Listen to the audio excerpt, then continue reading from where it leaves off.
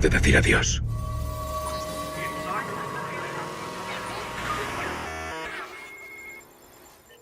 Cuantos años, y le agradecemos de manera muy especial que haya hecho un hueco dentro de estos intensos días de promoción para venirse a tener un encuentro en Valencia en el marco del festival y hablarnos de Open World. Cuando yo estaba estudiando WUP en el Instituto Valle del Sacra, en Cabezón de la Sal Cantabria, pues llegaron uno de esos informes del JUVE, ¿no? El Boletín de Información Juvenil, y descubrí que había festivales de cortometrajes abiertos a propuestas amateur gracias a uno de esos tablones que había en mi instituto. Y yo el primer corto no seleccionado de mi vida fue en el Cielo Mayove, con lo cual es mi primer festival, igual un poco por defecto, pero el caso es que lo es. Y es un corto del que nunca sabréis nada, que nunca veréis. Como yo soy de una época muy afortunada en la que las cosas no se distribuían por defecto en ninguna red, pues todas las obras mediocres de adolescencia pues están en un cajón.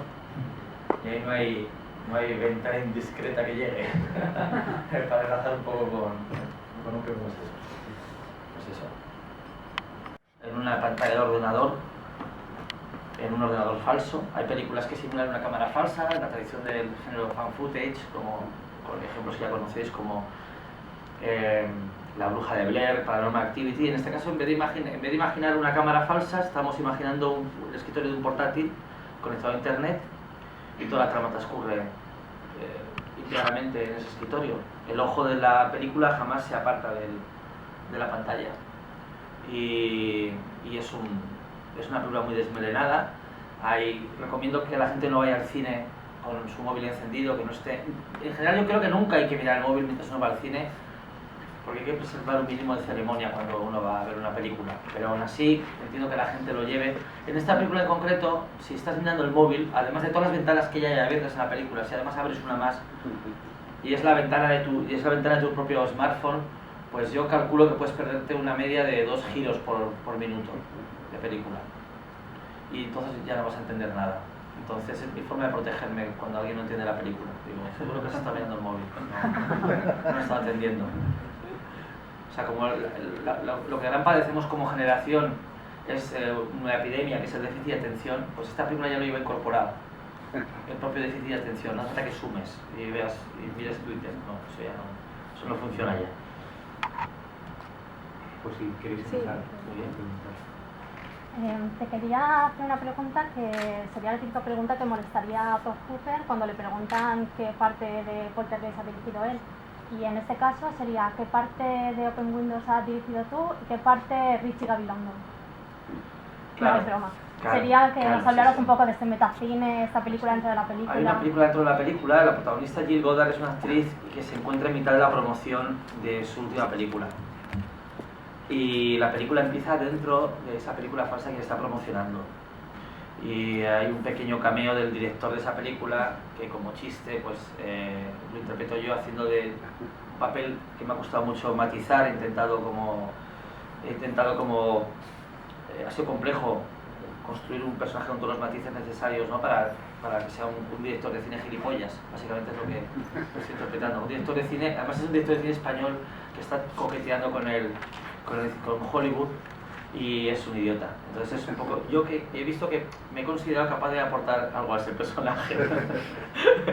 y la película empieza dentro de la otra película. Ya quiero desde el comienzo ya estar jugando a los equívocos y a las trampas y quiero manipular al espectador desde el comienzo.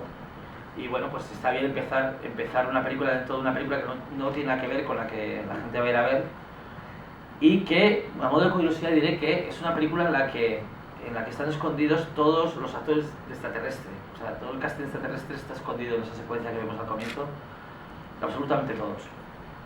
Así que os podéis como mínimo podéis divertiros intentando encontrarles a todos.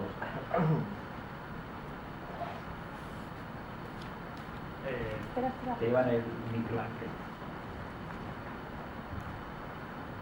Yo quería hablar del estreno de la semana que viene en salas de cine. No sé si la preestrenas antes y por qué no se ha preestrenado aquí, que hubiese sido un... De hecho, Eva, ayúdame en esto, ha habido un pase aquí. Aquí hay un pase, pero lo reactivan aquí. Claro, no es dentro del festival. Y ni siquiera es un pase a que nosotros pudiéramos invitar eso para clientes de la calle. Estas cosas, intercambios que hacen publicitarios principalmente. No sé si podéis imaginar que si lleva Careja, yo ahora sería aquí un moricaco. O sea, sería un... Pero no hay ninguna explicación, quiero decir, se intentó pasar en el festival. Nosotros no lo propusimos porque entendimos que estando cerca, nosotros lo que propusimos fuera que vinieran a poder hablar del previo para abrir boca, para que los espectadores pudieran Sí, también. son decisiones y estrategias de la distribuidora. Sí, no hemos hecho Claro. ningún festival en España.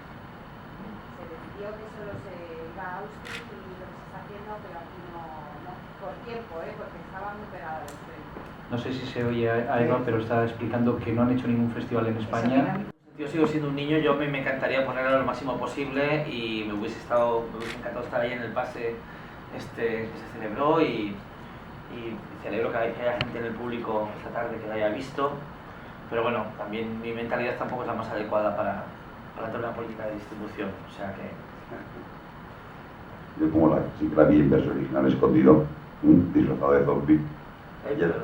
Yo como la vi, la película, en versión original y disfrazada de zombie, ya evidentemente me acuerdo muy bien del papel de Carlos Areces en la película, en la película que si no hubiera sido por él, hubiera pensado que era la que sacabas del cajón que habías mandado, que ya tiene mayor cuando eras niño, pero es ese estilo. Y comparto lo que dices de tus osias, el papel que interpretas, que evidentemente es imbécil. Pero no, a mí me gustó mucho, evidentemente, y te felicito. Sabes que me gustó mucho ya el corto, luego me gustó mucho la de Carros, ahora Carros. Cronocrímenes. Cronocrímenes.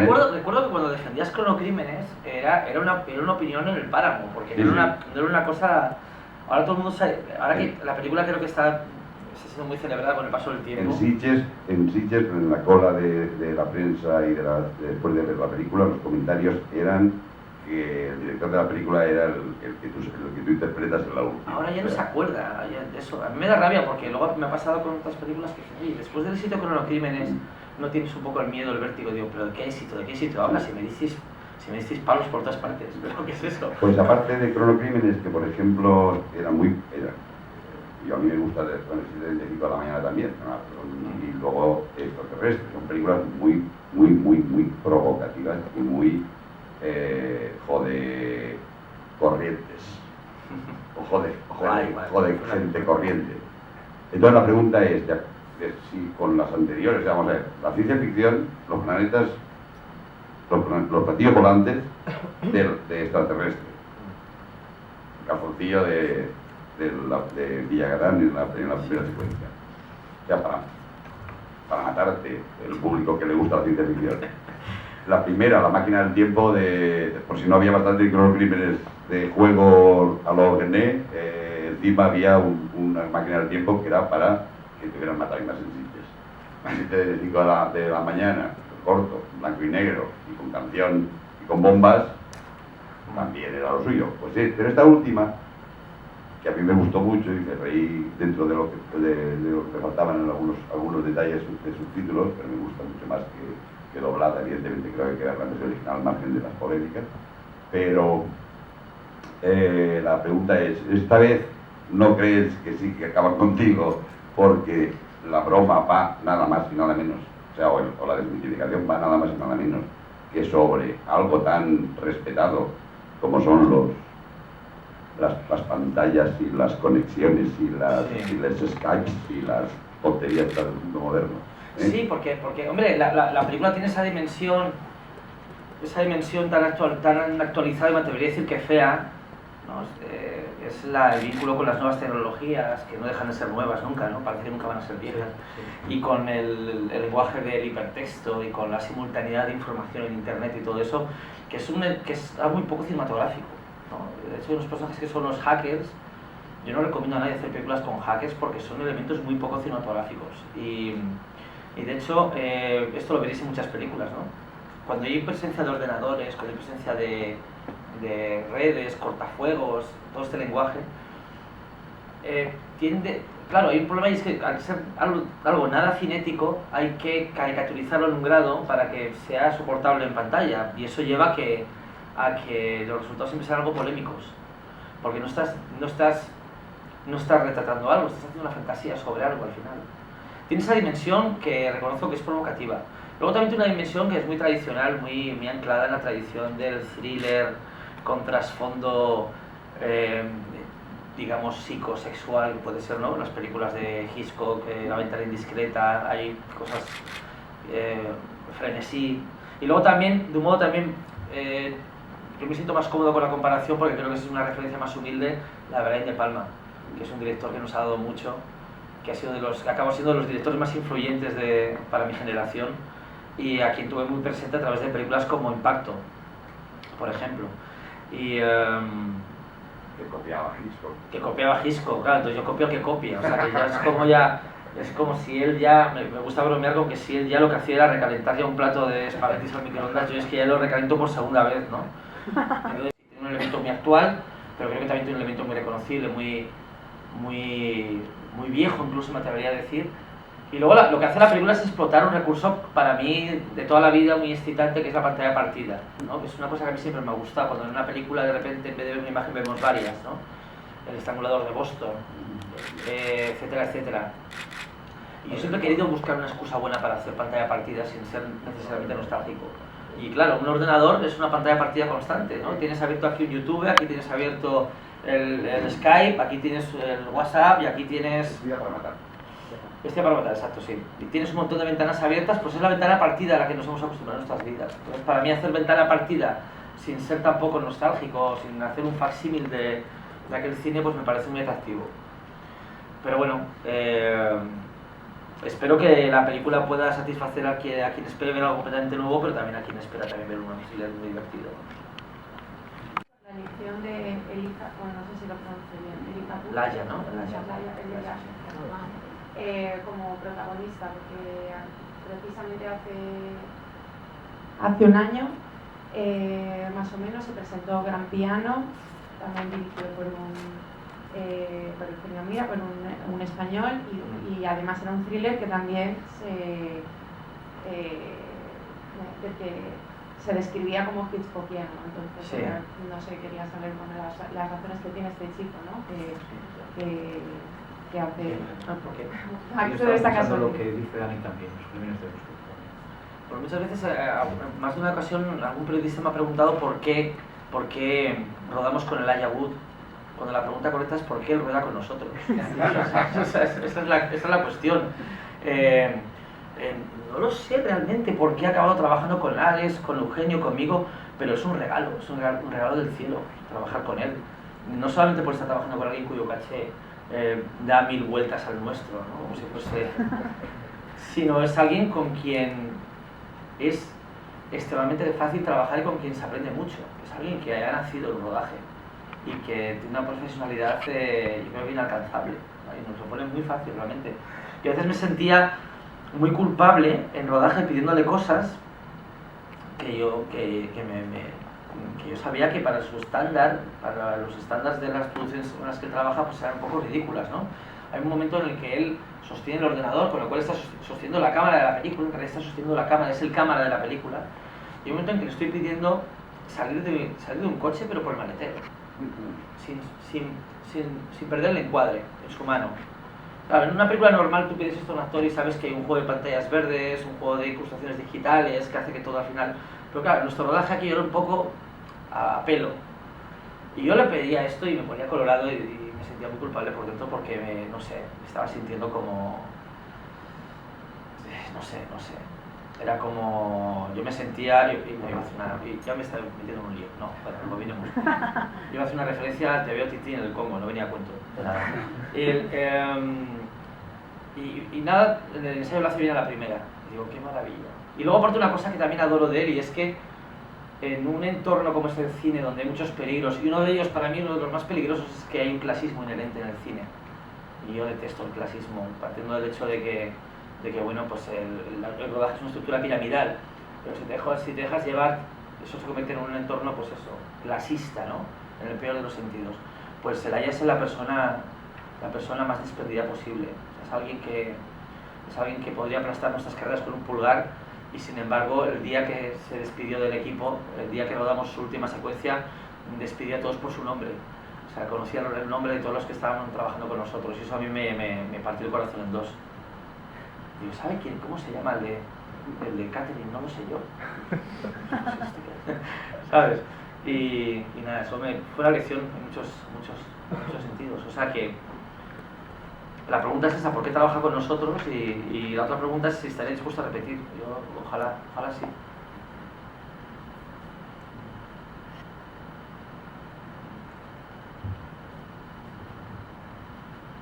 Buenas. Yo quería preguntarte si, bueno, en general, ¿qué opinas de las nuevas ventanas de distribución online y si Open Windows ha llegado a algún acuerdo o puede llegar a algún acuerdo respecto a esto? Bueno, siempre parece que estamos como a las puertas de algo, de un nuevo sistema que tiene que llegar, ¿no? Que es el estreno simultáneo en salas, internet, plataformas de vídeo on demand. Yo ya llevo estrenando así desde extraterrestre, pero no en España. O sea, en Estados Unidos ya es el común, ya es la circunstancia común, es lo normal. De hecho, funciona también el sistema que hoy por hoy se puede decir que el cine, el público estadounidense, hablo de Estados Unidos porque es el mercado que más conozco, no desconozco la situación en Europa. En Estados Unidos el público se ha reencontrado con el cine independiente.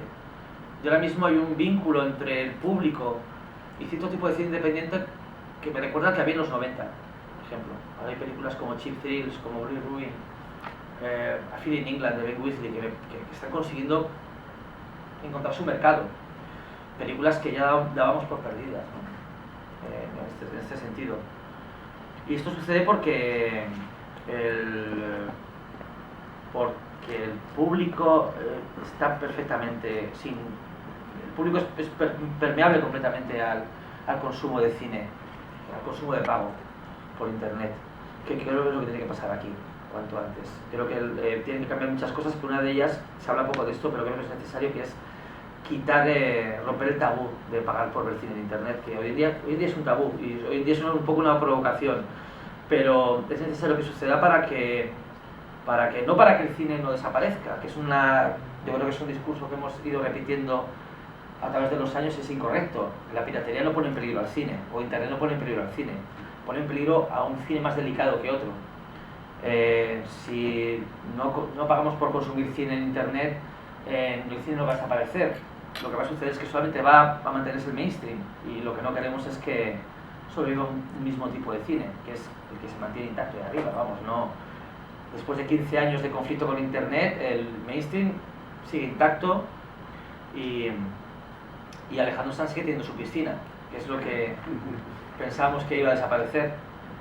Lo que está desapareciendo son las clases medias en la producción cultural, y que es lo que hay que... Esta pregunta, yo recuerdo, fíjate, hace muchos años, se presentó en la extinta Mostra de Valencia, se presentó Ladrones de Anuncios, Valencia Ponetti, de Mauricio Michetti, y es una película que se burlaba muy de acuerdo con lo que en ese momento era un discurso muy generalizado, pero muy personalizado, por ejemplo, el Federico Fellini, en las destrozas de los pases de las películas de televisión por culpa de los anuncios. Entonces era una película que se burlaba de esas cosas, pero en el momento en que estaban los personajes más metidos en el drama, empezaban a aparecer anuncios rodados también por el director como parte de la película, ¿no? Y entonces nos reíamos Michetti y yo diciendo, esta película cuando la pasen por televisión y pongan los anuncios, ganará todavía más enteros. Entonces me acuerdo cuando haces la pregunta, porque creo que la película de las películas que menos se pueden ver en un monitor es esta. Ya puede ser, y sin embargo es la que más se parece a lo que ves en un monitor. Sí, pero cuando el que la vea en un monitor, en lugar de ir a verla a un cine, se encontrará con que no sabrá cuál de todas las pantallas es la que está la dirección. Madre mía, sí. Bueno, bien, es verdad que solemos asociar inmediatamente el consumo de cine a través de internet con un monitor de ordenador, y hoy las televisiones se puede ver en las televisiones perfectamente. Muy grande que sea la televisión en el salón, o sea, aquí es el público, para hablar más claramente, la pantalla grande y el público. La pantalla grande y el público dan la interactividad a la película. La interacción en uno solo, sí, es posible, en el salón de televisión, en el salón de la sala, de su casa, o en el monitor, está viendo una película que no sabrá qué ventana, cuál de todas las ventanas es la que está viendo. Sí, no lo decía en contradicción con lo que dices, simplemente era una cuestión de matiz, ¿no? Porque yo mismo la hago automáticamente cuando pienso en cine consumido en internet, pienso en una pantalla de ordenador, pero ya están las Smart TV. De todas maneras, en esa dicotomía cine-sistemas domésticos, yo creo que también se ha establecido una leyenda basada en el tamaño de la pantalla, ¿no? Como que cuanto más grande mejor. Y creo que realmente lo que si los cines desaparecen, lo que más nos costará explicar a las generaciones venideras, lo que a mí me costará explicar a los niños dentro de 20, 30 años, va a ser explicarles la sensación que era ir al cine, ver una comedia que todas las salas se riesen. Eso es lo que va a ser irrepetible, eso es lo que no se puede hacer en casa. Por muy grande que sea tu pantalla, por muy grande que sea la pantalla, por mucha calidad que tengas tu sistema de sonido, hay géneros que palidecen en la soledad doméstica, y hay películas como, pues, géneros como el terror o la comedia, para mí son los más sensibles de todo esto. Cambia completamente la experiencia de ver una película de terror que hay un susto, que toda la sala grite. Eso cambia completamente si estás en casa solo o si sois unos pocos. Con la comedia igual, y todos los géneros yo creo que se amplifican, pero más que por el tamaño de la pantalla, por la experiencia colectiva, ¿no? Compartir el visionado con un montón de gente que además son desconocidos. Yo creo que eso es importante. Ahora que ha habido un gran fenómeno reciente y mucha gente ha vuelto a ir al cine después de mucho tiempo por 8 apellidos vascos, he oído comentarios de gente que me ha hablado de la sensación recuperada de la carcajada colectiva, ¿no? Es como algo que está como medio olvidado. Yo creo que eso es lo que es insustituible. Sí, tu película es el mismo caso. Bueno, gracias. Pero vamos que... Si no hay o REC, por poner un ejemplo, Sí. pues se conoce. REC no puede funcionar en una pantalla, pero la tuya, con la división de pantallas que tiene, y además la que es solitario, pues, y actualmente Santa Clara es un hotel. Sí, yo recuerdo el pase de REC en Sitges, el primer pase de REC para el público, cuando nadie sabía ciencia cierta que había en pantalla y no sabíamos cómo iba a acabar aquello, que la experiencia en el cine, en el Meliá de Sitges, fue como de los momentos más irrepetibles de mi vida como espectador. Pero, ¿por qué estamos hablando de la película de otros? ¿Pero qué es esto? Creo que Miquel.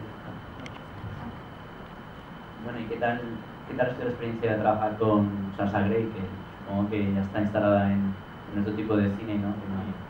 ¿Dónde empezó? Pues muy interesante. A mí la verdad es que cuando me dio una lista de actrices propuestas por parte de la distribuidora, los productores, pues el nombre de ella me pareció el más divertido y el más excitante y el más interesante de cara a la película. No solamente porque ella ya me convenciese como actriz en películas como The Girlfriend Experience de Steven Soderbergh, que ahora va a ser una serie de televisión, o en Turas, El Séquito, sino por el hecho de que parecía que el papel estaba escrito para ella, de repente. El papel que ella interpretaría sería el de una actriz que se enfrenta a una situación de acoso, una industria de la que ella quiere escapar, una sobreexposición, una sobreexplotación, bueno, una sobreexplotación, la explotación ya es explotación de por sí, una sobreexposición, una explotación de sí misma, de su propia personalidad, de su propio cuerpo. Entonces de repente ella parecía un eco del propio personaje, ¿no? O el personaje directamente un eco de ella, y de repente pues multiplicaba, ¿no? el alcance de la película, o la posibilidad de multiplicar las lecturas de la película. Hay un momento en el que ella dice: jamás me verás desnuda delante de una cámara.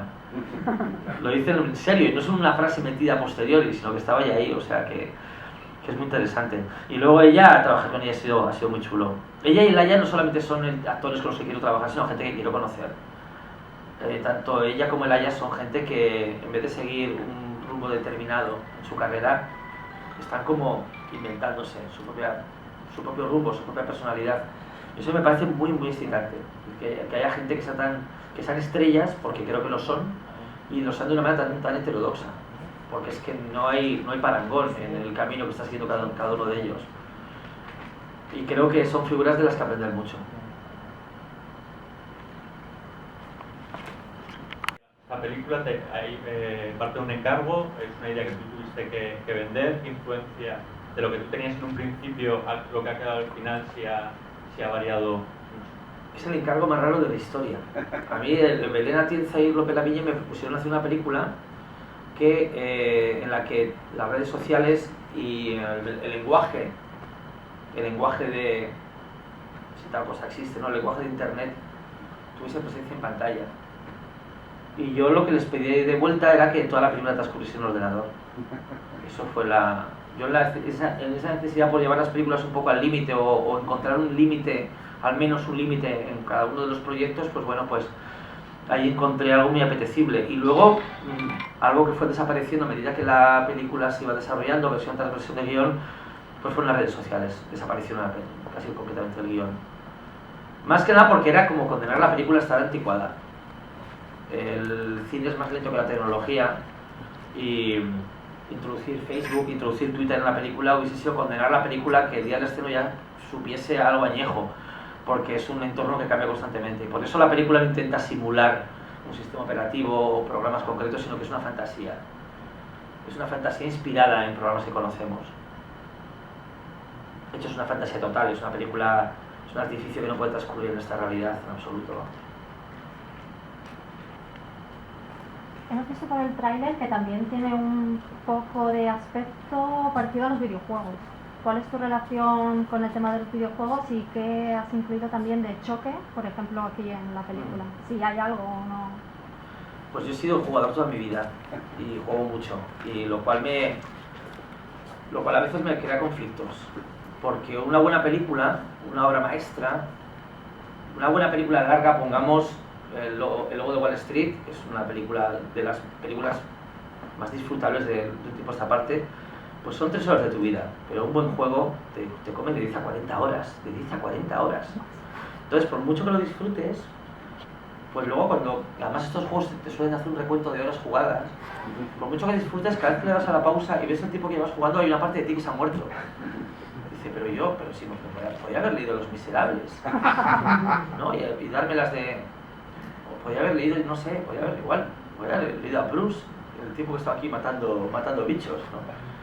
Yo ahora podría tirarme el pliego del que he leído En Busca del Tiempo Perdido, y no que he jugado un juego miserable de Batman, ¿no? ¿Sabes? Y me gustan mucho los juegos, y inevitablemente si existe un lenguaje o unos tropos asociados al videojuego, pues están inevitablemente en la película. Pero no porque yo haya querido incluirlos conscientemente, sino porque una cosa a la que dedico tanto tiempo tiene que salir por algún lado. Entonces, ¿qué pasa? Hay un momento en la película en la que la cámara está puesta en el capó de un coche, en el salpicadero, perdón, y está mostrando lo que hay delante del coche y alguien conduciendo. Inevitablemente es un simulador de conducción.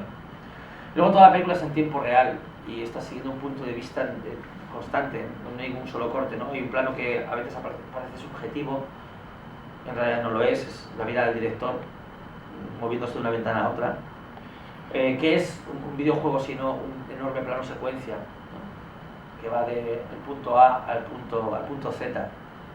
Todos los que jueguen a juegos en primera persona saben que en realidad estamos viendo un plano secuencia, ¿no? En primera persona. Hay una parte muy importante de la película en su tercer acto donde estamos siguiendo la acción principal a través de la mirada de uno de los personajes en un plano subjetivo bastante largo.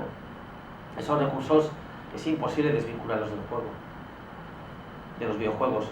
Pero yo defiendo además que los videojuegos tienen una presencia fundamental en el cine, pero no a través de las adaptaciones, que es a veces de lo que se habla, ¿no? de que haya franquicias concretas como Lara Croft o como Doom, que en un momento dado se adapten a cine. Eso yo creo que tiene muy poco valor en realidad. Lo que realmente es significativo es que incluso el cine respetable haya permitido que el lenguaje de los videojuegos se transparente, ¿no? Que acabe accediendo a las pantallas.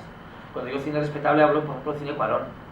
Cuarón es de los directores más influidos por el lenguaje de los videojuegos que podéis encontraros jamás. O sea, Gravity es un videojuego de pe a pa, Chile los Men ya lo era. O sea, creo que eso es más interesante ver cómo los videojuegos se acaban filtrando que no pensar en adaptaciones.